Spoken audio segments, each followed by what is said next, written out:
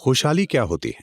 आप जीवन में वाकई अच्छा कब महसूस करते हैं? आप वाकई अच्छा कब महसूस करते हैं? जब आप बहुत खुश होते हैं तो आप अच्छा महसूस करते हैं। चाहे आपके शरीर में बीमारी हो तब भी आप अच्छा महसूस करते हैं। चाहे आपको मेडिकल जांच में बीमार बताया जाए लेकिन आप अभी बहुत खुश हैं तो आप अच्छा महसूस करते हैं, है ना? तो मूल रूप से खुशहाली का मतलब है एक तरह का आनंद, जीवन का उल्लास। खुशी क्या है? हम कह सकते हैं कि खुशी ये या वो है, लेकिन जीवन के स्तर पर खुशी का मतलब है आपकी जीवन ऊर्जाएं ज्यादा उल्लासित हैं सामान्य स्थिति की तुलना में। डिप्रेशन का मतलब है आपकी जीवन ऊर्जाएं बहुत ही मंद और उबाऊ हो गई हैं। खुशी का मतलब आपकी जीवन ऊर्जाएं उल्लास में हैं। खुशी का वर्णन करने के कई तरीके हैं, लेकिन जो खुशी को जानते हैं सिर्फ वही जानते हैं कि खुश होने का मतलब क्या है। ऐसा कोई नहीं है जो कभी खुश ना हुआ हो। हर कोई कभी ना कभी खुश रहा है। समस्या ये है कि वो उसे कायम नहीं रख पाते। बात बस यही है। तो आपको खुद पर इरादे लादने की जरूरत नहीं है। बस कुछ सरल तरीके अपनाइए ताकि आप मंद न पड़ें।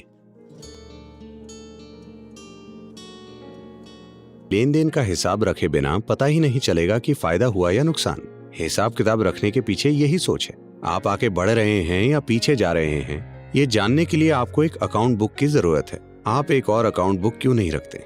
हर दिन के अंत में देखिए कि क्या मैं आज कल से थोड़ा सा ज्यादा खुश हूँ?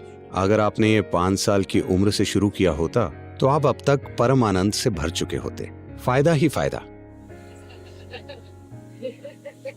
आप ऐसे हो गए क्योंकि आपने इसका अकाउंट नहीं रखा। एक दिन आपने जांच की, जब समस्या काफी बड़ी हो गई तब आपने देखा कि आप बहुत नुकसान में हैं।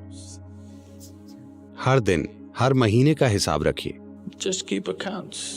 कि क्या मैं पहले से ज्यादा खुश हूँ या कम? बस 2 ही चीजें हैं, आप कितने आनंदित हैं और अपने आसपास के लोगों को कितना आनंद देते हैं। इसका आप अकाउंट रख सकते हैं। अगर आप इसका अकाउंट रखें, लोग अपने पैसों का अकाउंट रखते हैं, जैसे कि वो पैसे अपने साथ ले जाएंगे। जीवन की असली संपत्ति ये है कि आप कितने आनंदित हैं, आपका जीवन का अनुभव कितना खूबसूरत है। आनंद अपने आप में कोई लक्ष्य नहीं है, लेकिन ये जीवन के लिए जरूरी माहौल है। अगर आप ये माहौल नहीं बनाते तो आपके आसपास जो कुछ भी है वो बेकार चला जाएगा। रात में सोने जाने वाले सभी लोगों में से लाखों लोग कल सुबह नहीं उठेंगे। And tomorrow, और अगर मैं और आप कल उठ जाएं, तो क्या ये एक शानदार चीज नहीं है? लाखों लोग नहीं उठे, आप उठ गए। क्या यह अद्भुत चीज नहीं है?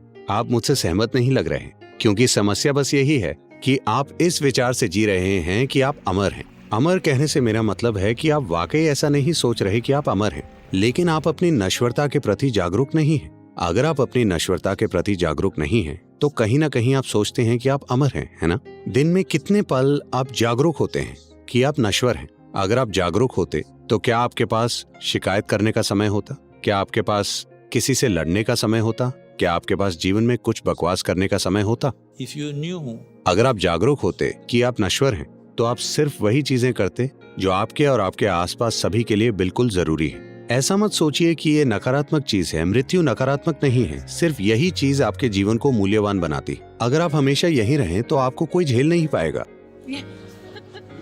Yes. अगर आप बस इस एक चीज को लेकर जागरूक हो जाएं, यानी आप हमेशा जागरूक रहें कि मैं नश्वर हूँ। आपको ये सोचने की जरूरत नहीं है कि मैं आज मर जाऊंगा। हम जितना हो सके उतना लंबा जीना चाहते हैं। बस आप इतना जानिए कि एक दिन मैं मर जाऊंगा।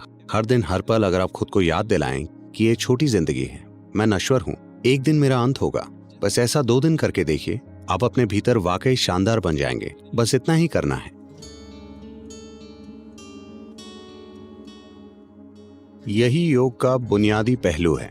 जो सबसे पहली शिक्षा दी गई थी वो ये थी कि ये आपका कर्म है, मतलब ये आपकी करनी है। आपका जीवन और आपके जीवन का अनुभव पूरी तरह से आपने ही बनाया है। अगर ये चीज आप में गहरी नहीं उतरती तो आप जरूरी बदलाव नहीं लाएंगे। आपको अब भी लगेगा कि हाँ, मैं जानती हूं ये मेरे कर्म हैं, लेकिन आपको पता है मेरे पति ने क्या किया। इस तरह आप में बदलाव नहीं आएंगे। पहले आप ये समझिए कि ये मेरी करनी है, पूरी तरह से मेरी करनी है। जैसे ही आप ये देखते हैं तो आप में उसे बदलने की क्षमता आ जाती है। मैं देख रहा हूं, लेकिन क्या आप जानते हैं कल उन्होंने मेरे साथ क्या किया? अब आप उसे नहीं बदल पाएंगे।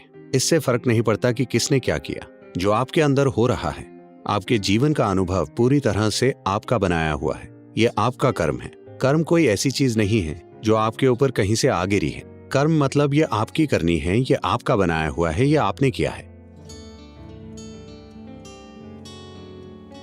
सोने जाने से पहले हर वो चीज जो आप नहीं हैं उसे एक तरफ रख दीजिए। हो सकता है वो आपके लिए कीमती हो, जैसे आपका घर। क्या ये आप हैं? हाँ, मेरा घर।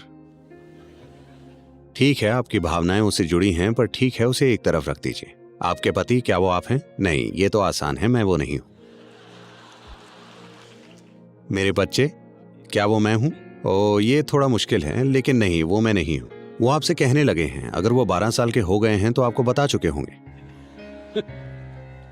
तो कपड़े आप पहनते हैं, क्या वो आप हैं? नहीं। जो शरीर आपने धारण किया है, क्या वो आप हैं? नहीं।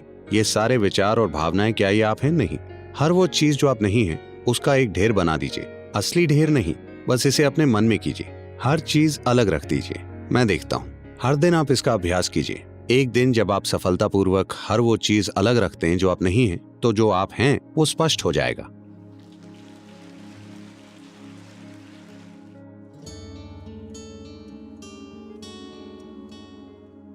आप जिसे प्रेम कह रहे हैं वो मूल रूप से आपकी भावनाओं की मिठास है। आप यहाँ बैठकर किसी ऐसे व्यक्ति के लिए प्रेम महसूस कर सकते हैं जो यहाँ है ही नहीं, तो इसका किसी से कोई लेना देना नहीं है। ये बस आपकी भावनाओं की मिठास है। अब आपका प्रेम संबंध, आपकी प्रेम करने की क्षमता सेल्फ स्टार्ट पर है या पुश स्टार्ट पर। आप किसी दूसरे व्यक्ति का इस्तेमाल अपने भीतर प्रेम लाने के लिए कर सकते हैं, या आप खुद ही प्रेममय बन सकते हैं। देखिए, किसी इंसान के लिए प्रेम क्यों जरूरी है। हर इंसान लगातार अपनी मौजूदा स्थिति से कुछ ज्यादा बनना चाहता है।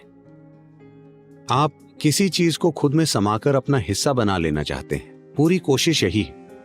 अगर यह भावनाओं के स्तर पर होता है, अगर आप भावनाओं के माध्यम से ऐसी कोशिश करते हैं, तो हम इसे प्रेम संबंध कहते हैं। आप भावनाओं के इस्तेमाल से किसी ऐसे व्यक्ति को अपना हिस्सा बनाना चाहते हैं जो आपका हिस्सा नहीं है। यह प्रेम संबंध है। अगर आप जागरूक होकर ऐसा करते हैं तो हम इसे योग कहते हैं।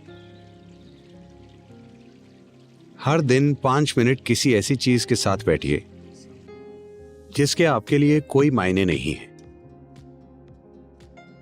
शायद कोई पेड़ या पत्थर या कीड़ा या मकोड़ा। कुछ समय बाद आप पाएंगे कि आप उसे उतने ही प्रेम से देख सकते हैं जितने प्रेम से आप अपनी पत्नी, पति, माता, पिता या कुत्ते को देखते हैं। अगर आप हर चीज को प्रेम से देख पाएं, तो पूरी दुनिया आपके लिए एक खूबसूरत वस्तु बन जाएगी। आपको एहसास होगा कि प्रेम कोई ऐसी चीज नहीं है जो आप करते हैं, यह आपके होने का तरीका है।